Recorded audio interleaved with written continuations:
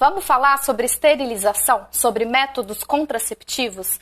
Eu vou aproveitar uma reportagem que saiu no Jornal da Minha Cidade para levantar aqui uma questão que é muito importante. O direito da mulher escolher se e quando quer ter filhos.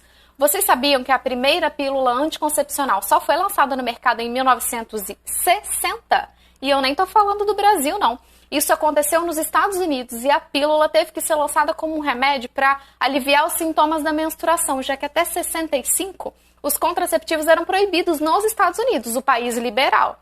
Aqui no Brasil, a pílula chegou em 62. O Código de Ética de Medicina da época proibia que os médicos prescrevessem qualquer método contraceptivo, e isso incluía o preservativo.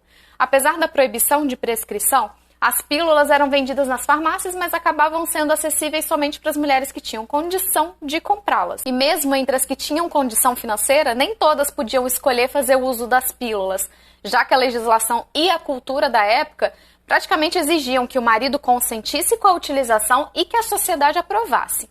De lá para cá, os métodos contraceptivos se tornaram amplamente utilizados. Tanto a medicina quanto a indústria farmacêutica evoluíram na criação e prescrição desses contraceptivos, mas a falta de informação, o resquício de uma cultura machista, uma legislação atrasada e a ineficiência do Sistema Único de Saúde ainda seguem sendo entraves à contracepção segura. A contracepção faz parte de um programa de planejamento familiar eficaz e contribui para a autonomia da mulher.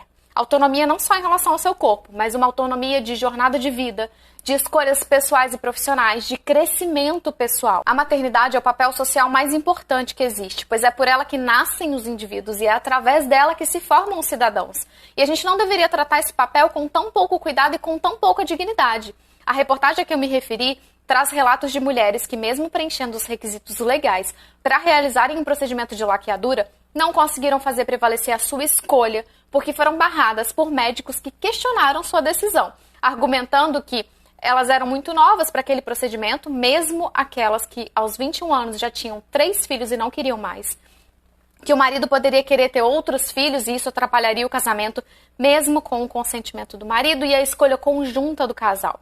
Aliás, existem relatos de mulheres que se viram na situação de ter que desistir de uma medida protetiva da Lei Maria da Penha para conseguir o consentimento formal do marido para realizar o procedimento. Consentimento usado como moeda de troca pelo marido abusador e ainda assim poderoso perante a lei. No dia 8 de março desse ano, a Câmara aprovou uma alteração na lei do planejamento familiar justamente para retirar a exigência do consentimento do marido para o procedimento de laqueadura.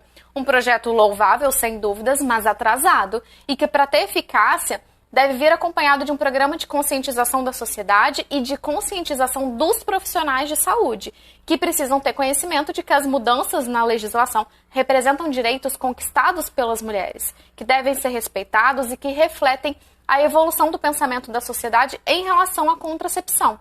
A gente não está mais nos anos 60, a gente não está sequer no século XX.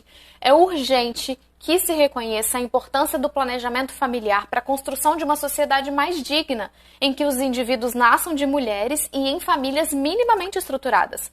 É urgente que a gente respeite a dignidade da mulher e que a gente pare de sujeitá-las apenas ao papel de reprodutoras e cuidadoras. É urgente que a gente respeite a liberdade individual do ser humano e que a gente garanta que as mulheres possam ser mães, se e quando quiserem.